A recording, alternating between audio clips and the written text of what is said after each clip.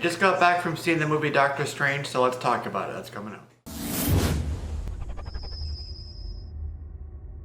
Hey, what's up everybody? This is Jesse here. You are watching JLS Comics, and this is going to be a movie review. I just saw the movie Doctor Strange, and I gotta say, I really liked it.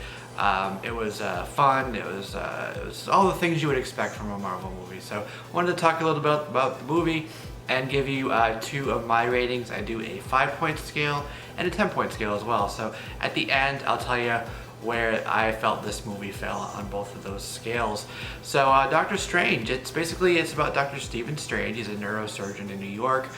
First appeared in Strange Tales number 110 in July of 1963. So he's been around for quite a while. He was created by Steve Ditko at the time as well. And his name used to be Dr. Strange, Master of Black Magic, but they shortened that a little bit. And, there was a bit of a conflict with Mr. Fantastic from the Fantastic Four, so they almost called him Mr. Strange, but they went with Strange because he was in Strange Tales, so it seemed appropriate. Anyways, that's the backstory there, and the story with Doctor Strange, as I said, neurosurgeon in New York, amazing skills with his hands, on the operating table, and in this, different than 1963, but he has a really amazing Lamborghini Huracan.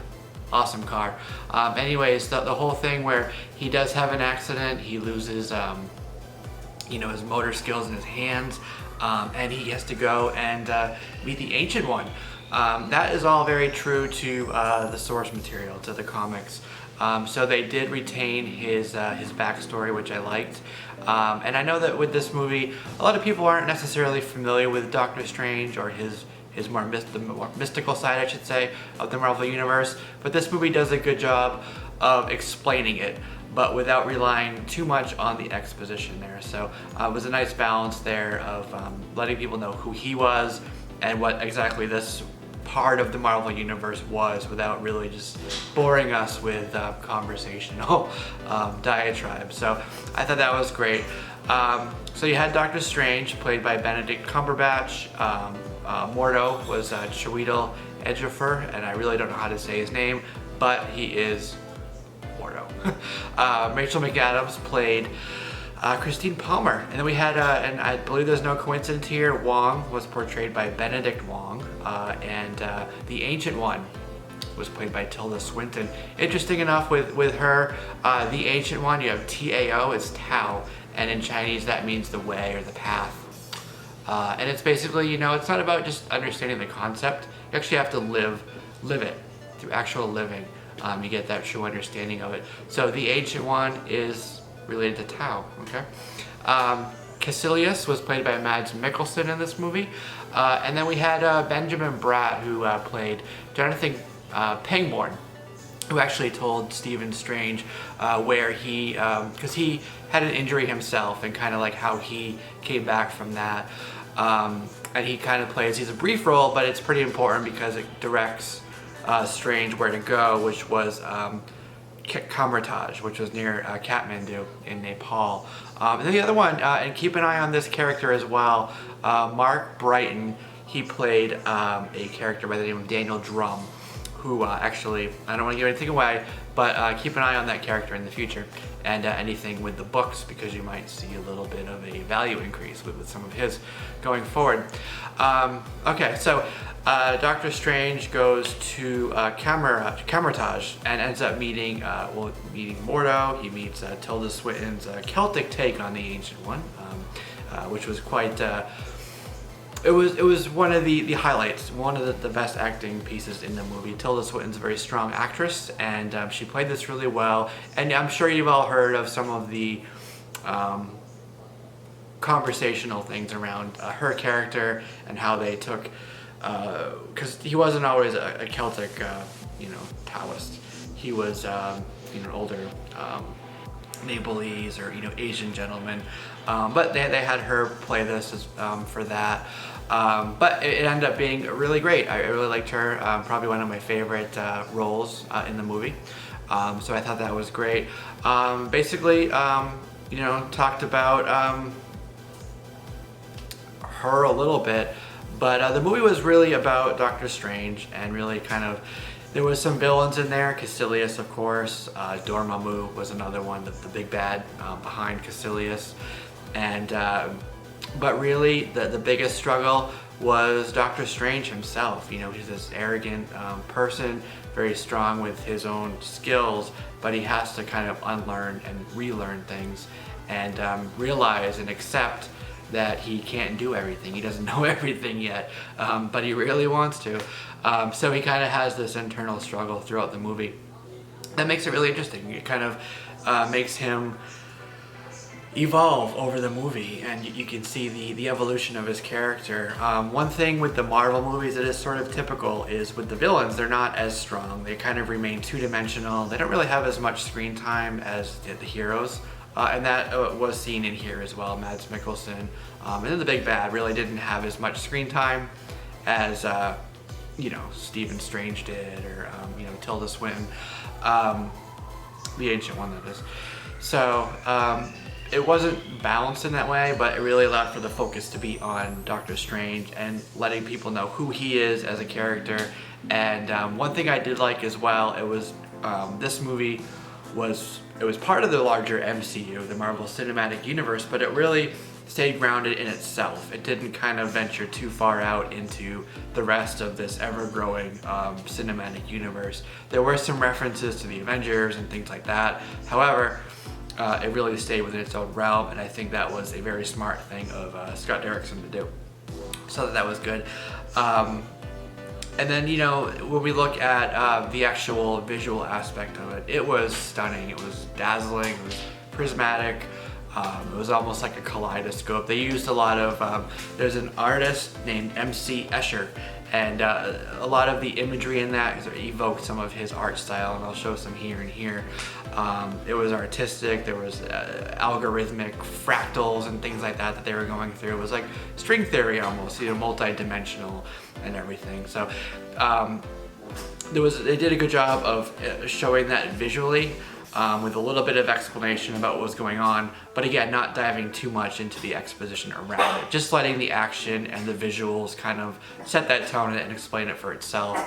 So we're talking about that, the sets themselves. There was a lot of CGI, of course, because of that aspect to it, but it did travel between, you know, Mount Everest, London, New York City, for example, and then of course you had your other dimensions, like the mirror dimension, which was pretty neat. You know, how it was seen on screen, and you call it the mirror dimension, so you can imagine just how it would have looked, you know what I mean, with mirrors and reflections. So I thought that was pretty cool. The runtime on this movie was 115 minutes, but because of the pacing, it was really well balanced between the action and you know, some of the humor and some of the slower scenes.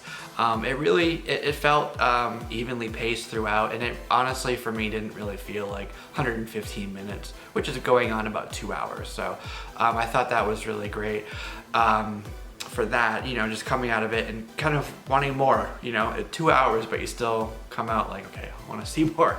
It really kind of evoked some of the things that we saw in Inception, a movie like The Matrix, for example. So I thought that was great. One thing that maybe could have been better for this movie was the casting. No, not necessarily the casting, but the characters. You had, for females, you had Rachel McAdams as the nurse, and then you had Tilda Swinton. But they never talked to each other. It was two people there, and they were kind of supporting the male characters, the male roles there. And there's actually something called the Bechdel test, which kind of looks at movies and says, are the females there to just be a support to the male characters, and do they ever actually talk to each other? And in this movie, no, they didn't. So they would have failed the Bechdel test for that. One thing I always look at when I talk about movies is the costumes. And I thought they were kind of simple, you know, traditional sort of monk robes, but I thought that they were, you know, it was really on point with how Doctor Strange looked, down to, you know, his beard, the white that he had here, and then of course, you know, he had his cloak of levitation and the Eye of Agamotto with him, and I thought that those were really nicely, you know, translated over to the screen. I thought that they did a really great job of, you know, showing those for us on film. So I thought that was really pretty fantastic as well. So the plot itself, it was kind of a simple plot at its core. There was a lot of complication around it, but it was basically, you have the teacher, the one new student versus the older student who kind of broke off and is now evil, fighting. So I thought that was, because of everything else going on, the explanation with the origin, and kind of, it's a complicated world to explain, so it needed to be somewhat simplistic on some of the things. So it was a nice balance for that. And that was kind of overall kind of my thoughts and feelings on the movie. So it had, some of the pros, a couple of the cons, but really those are just kind of nitpicking things. And some of them are typical just throughout, the Marvel movies. Another one was, some of the comedy. Everybody got a one-liner. Some of them were really funny. A couple of them just felt a little out of place, maybe. There was one reference to Beyonce that maybe they could have picked somebody who is a bit newer than Beyonce. She hasn't had a song out for a while, as far as I know. So they could have picked some of the others. Anyhow, that would probably go in this column over here. So what did I rate it? Like I said, I have two scales. There's a 5-point scale and a 10-point scale. So I gave it on the 5-point scale a 4.5. All right, and I'll tell you where I guess it would rank for some of the others in a second here. And on a 10-point scale, I actually gave it a very strong 9.2. Had a couple of the cons that I mentioned, but for the most part, this was a really, really great movie. Really fits into the genre well. Is it my favorite Marvel movie? No, but I would put it up there, if not close to in my top 5. However, when we talk about origin stories in the Marvel Universe, because we've always got to explain who these people are before we get into the action, it is probably my favorite origin story.